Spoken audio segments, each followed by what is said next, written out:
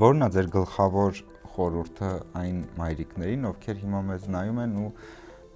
մեղավորություն են զգում թափրտված տան կամ չպատրաստված ուտելիքի համար։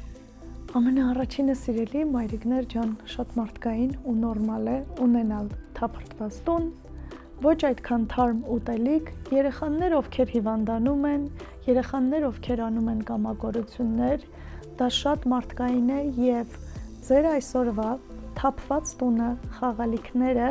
ձեր երեխայի ներկայիս երջանկությունն են ու երջանիկ մանկությունը։ Մեզ թվում է, եթե տունը հավաք լինի, սնունդը թարմ լինի, երեխաս կլինի երջանիկ,